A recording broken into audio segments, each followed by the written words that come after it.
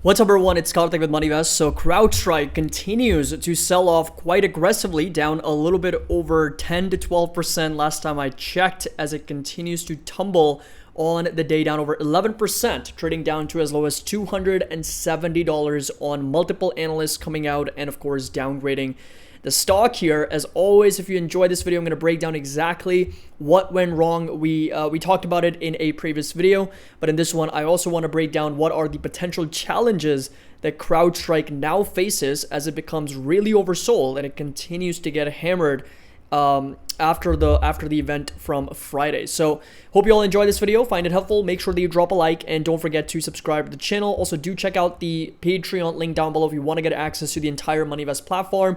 We're building our MoneyVest index now as the next feature on the platform. As you already know, that we've successfully integrated the earnings calendar, so now you can actually view the current week's earnings, and they're all broken down by the estimate for revenue and EPS. These are all non-GAAP numbers, as well as the reported numbers. So for example, Verizon reported pre-market and $32.8 billion with $1.15 in earnings per share, missed based on non-GAAP numbers. TFC, which is Truist Financial Corporation, also reported, and these are all the expected numbers. You can see the Tesla's down here, Enphase is going to be all the way down here. 3M is reporting. Again, lots of companies are scheduled to report. Spotify is down here, pre-market tomorrow, $3.9 billion in revenue with over $1 in earnings per share. So that is available for all of you. You can also toggle between different weeks. So you can also look at the next week earnings that are coming out and the next week. You can go back as far as 6 weeks and go forward as far as 6 weeks as well. And again, this is available on the platform. And we're also going to be making the economic calendar available soon, and as well as the MoneyVest index as well. So link's going to be down below. 51% discount available until the end of this month.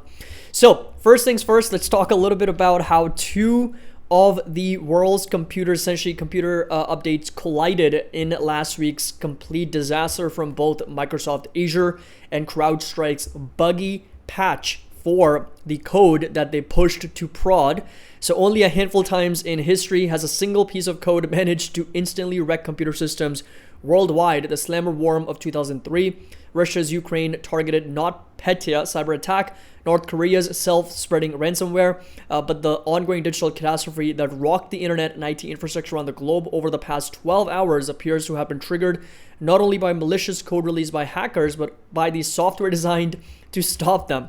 And that is kind of like the ironic feature, or the irony of how this is all essentially unfolded, right? So two internet infrastructure disasters collided on Friday to produce disruptions around the world in airports, train systems, banks, healthcare organizations, hotels, television stations, and more. Microsoft Azure experienced widespread outage, and by Friday morning, the situation turned into a perfect storm when the security firm CrowdStrike released a flawed software update that sent Windows computers into catastrophe, reboot, spiral. And Microsoft spokesperson tells Wired that the two IT failures are quote-unquote unrelated as well. It's the biggest case in history. We've never had a worldwide workstation outage like this. Essentially, the server side of systems, meaning outages, often stem from cloud providers such as Amazon Web Services, internet cable cuts, or authentication and DNS issues. And this one is happening from the cybersecurity company CrowdStrike, which was meant to stop the exact situation that they essentially created. So when it comes to essentially what happened, so from my understanding, and I'm not an expert in this, there was buggy code which was pushed directly to production, code not reviewed or debugged immediately. Every piece of hardware affected from Microsoft Windows that's operating on Microsoft Windows, which is over 70% of the computers out there, including, essentially TV screens, at the airports, at train stations, a lot of piece of hardware and technology getting affected by this, Xbox, all the other technologies as well. And they needed to revert back. They needed to be rebooted, and they needed to be reverted back to the previous version. There was a specific file with syntax, lots of zeros and 9 is what I've learned, and many required manual updates. So the IT people were very, very busy at work. I've seen a lot of comments from the IT people at many different companies going computer to computer and rebooting a lot of them to essentially remove the latest version and revert back to the older version and essentially bring them back up to speed. And CrowdStrike was given, from what I understand, the highest level kernel access to companies' database and infrastructure, and they really did screw it up by pushing this buggy code and, of course, updating this entire patch and making everybody's life, more specifically IT people's life, very, very miserable. So the problem that we really face here, the existing contracts are very vulnerable with CrowdStrike. And that's actually one of the reasons why the stock price is selling off now after the fact that it's already happened, is because there is problems with existing contracts for the company. New contracts are going to be difficult to acquire now, and this also creates a lot of reputational damage, not to mention a lot of financial damage potentially if there's a lot of existing clients that could potentially sue the company for damages incurred during the impact. So CrowdStrike down almost 11% right now on the IT outage impact, and plunged 13% on Monday, extended their loss-making streak after Wall Street analysts downgraded the stock on concerns over financial fallout from the global cyber outage last week. CrowdStrike's glitchy update to its security software crashed computers powered by Microsoft Windows operating system, disrupting internet services across the globe. And a lot of analysts are essentially expecting CrowdStrike to recover from the incident given its leading position in the industry, concerns around reputational damage, a hit to new customer contracts, competition, and possible legal tussles remain. So those are all the reasons why there is significant sort of pessimism around the company. And Guggenheim analyst said, and I quote, "We do not believe it will materially affect renewals, at least not in the short term. However, we do think that this will at least delay deal signings, if not cause some losses in closely contested deals." The rival SentinelOne share surged 11% on Monday, with JP Morgan calling the company the most obvious beneficiary of analysts say is the widest IT outage in modern history as well. So this is where we are with CrowdStrike selling off down over 11%, continues to plummet here, very, very oversold, and there is mass liquidation when it comes to the L3 banker oscillator as well.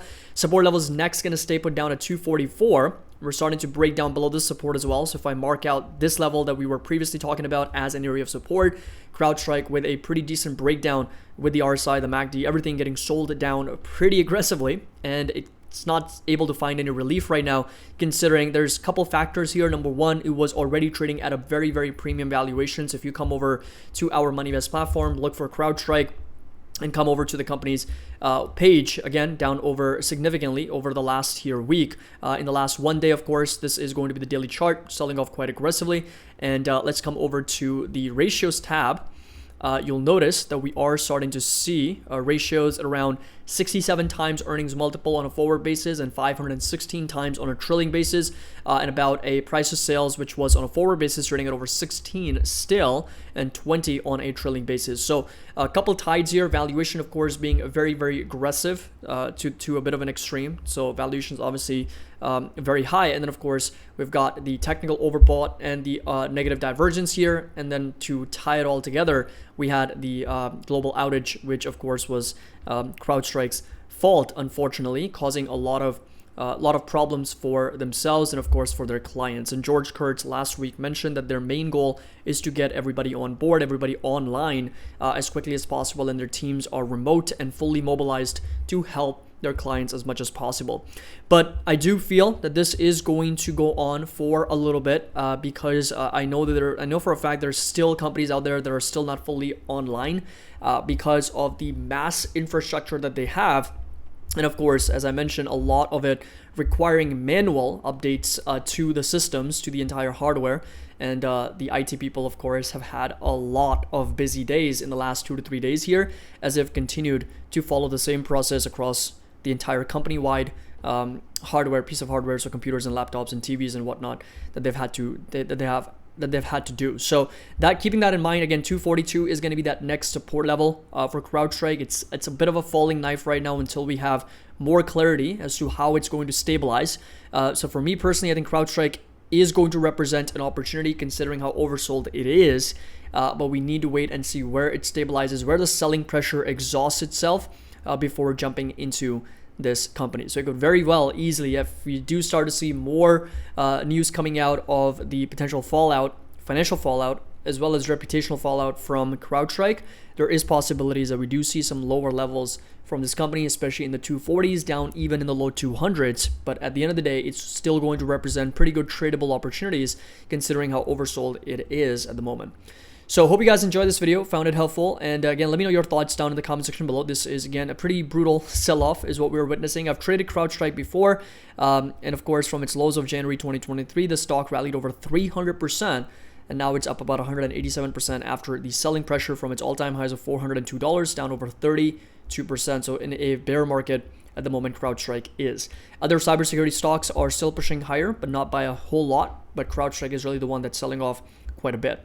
So hope you all enjoyed this video, found it helpful. Make sure that you drop a like and don't forget to subscribe to the channel. Again, links to our Discord and Patreon is going to be down below if you're interested in joining us.